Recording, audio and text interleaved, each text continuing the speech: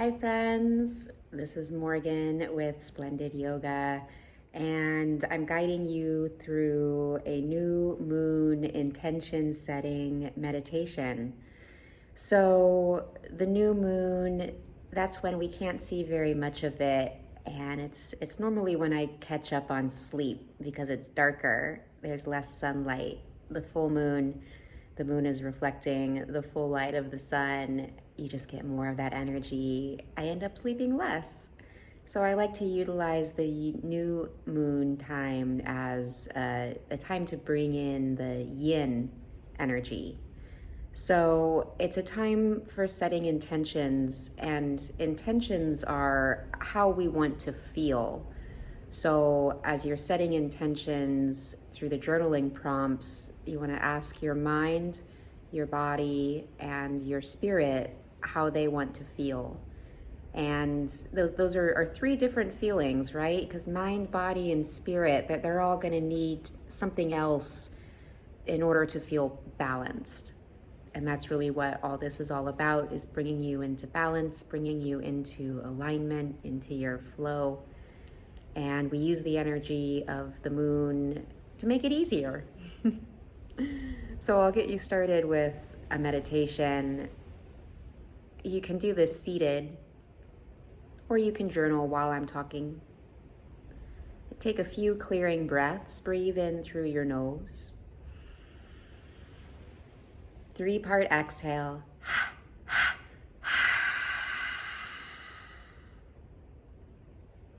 Again, inhale through your nose. 3-part exhale.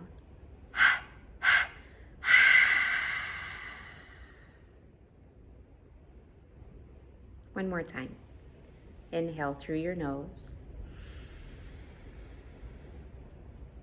3-part exhale.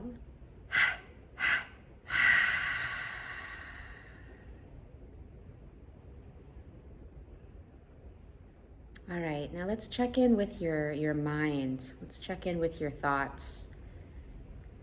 Everything swirling around your head. Just let every thought swirl like you're in a snow globe and it's been all shooken up.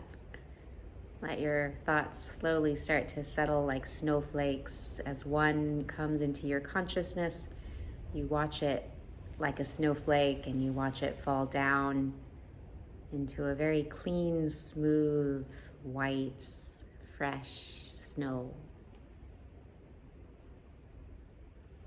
And we'll take a few breaths here to let all the infinite number of thoughts that could be thunk at any given time. Almost none of them are useful.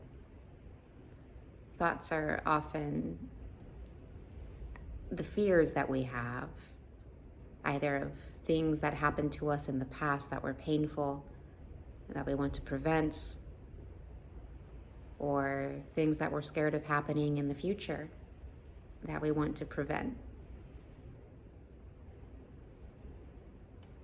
But we can't do anything about the past. We just have to trust that we're making the decisions not to repeat it. And the future is none of our business. It's there, it's out there, but it's not right now. And right now is all you have. How do you want your thoughts to feel right now? Do you want them to be happy thoughts? Do you want them to be joyful thoughts? Just let a word float up of how you want your thoughts to feel. I like it when my thoughts are funny. I like it when they make me laugh.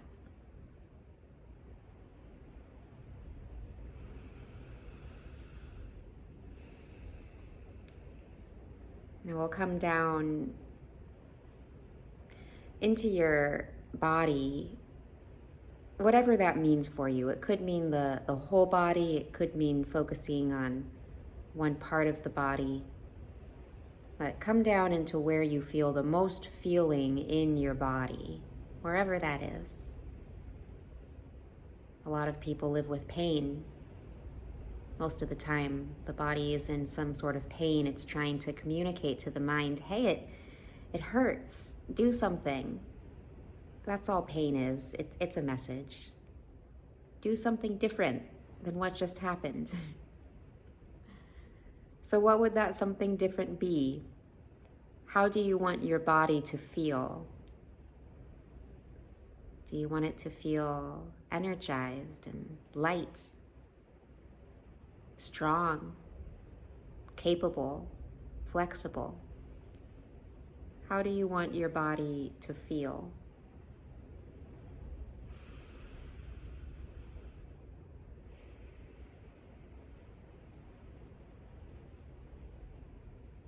Now, let's check in with the spirit. I find the spirit often lives in the heart center, that zone, solar plexus, heart center. Whatever comes to mind when you think of the spirit, you might think of something outside of yourself, like a higher self.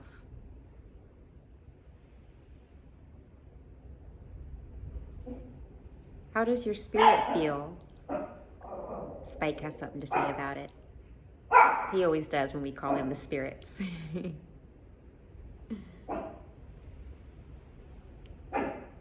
How do you want your spirit to feel? Often the spirit feels constrained, it feels boxed in. So what's the opposite of that? Liberation, freedom.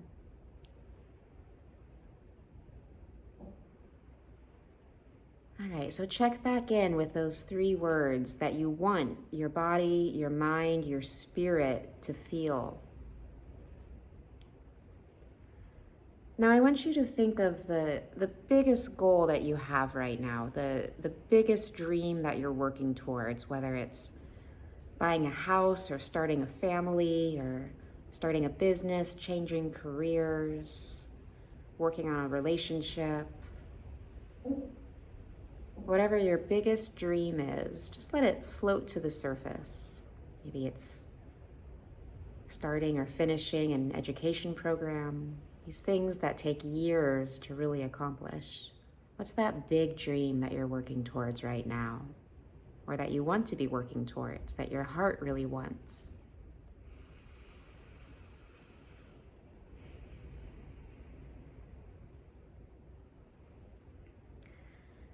All right, now we've got to work on aligning those things. We've got to get how you want your mind, your body, and your spirit to feel to align with your big dream goal. And here's how we're going to do it. We're going to set just some smaller goals that you can do for your body, that you can do for your mind, and that you can do for your spirit every day for the next 2 weeks. That's building up to the full moon. And we'll get a little bit more information about what's working and what's not working. But right now, we're just setting the intention of allowing the mind to feel at peace, allowing the body to feel strong, allowing the spirit to feel free, and what you can do every day that will also help you make your big dream goal happen. So if you wanted to buy a house, you could go for long walks through neighborhoods where you might want to buy a house to get integrated with the energy of the neighborhood. If you want to start a family, you could write letters, journal to your future partners, your future children, your future animals. Tell them how excited you are to meet them, all the things you get to do together. If you're trying to make a shift in your career or get your business off the ground, or you need to pivot your business, how can you integrate that into your body? How can you work from a place of pleasure so that everything you do just feels really good in your body? What could you do every day for yourself that would feel really good for your body? I know for me, if I do yoga every day, it helps everything. It makes my body feel good. It helps my thoughts calm down. It enlightens my spirit. And it helps every other aspect of my life too. My relationships, my career. I really notice it on those days when I do just a really gentle practice in my body. Some days I have to add in a run or a cycle or something a little bit more energizing, some weightlifting. And with the mind, there's usually some form of meditation. So you can bring elements of moving meditation to all of those practices, but typically a seated practice is necessary for integrating intentions in the mind. So maybe that could be setting the goal of just 5 minutes at some point during the day, having a seat and watching your thoughts fall like snowflakes. Just seeing how that changes things, seeing if it brings you closer to whatever intention you want for your mind. You could also try an affirmation, just saying the intention that you want. I am calm. I am peaceful. I am strong. Repeating it to yourself like a mantra. I am light.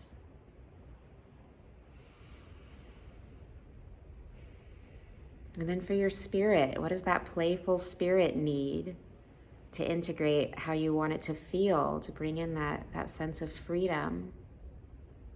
What could you do every day that would bring you closer to that feeling, that playfulness?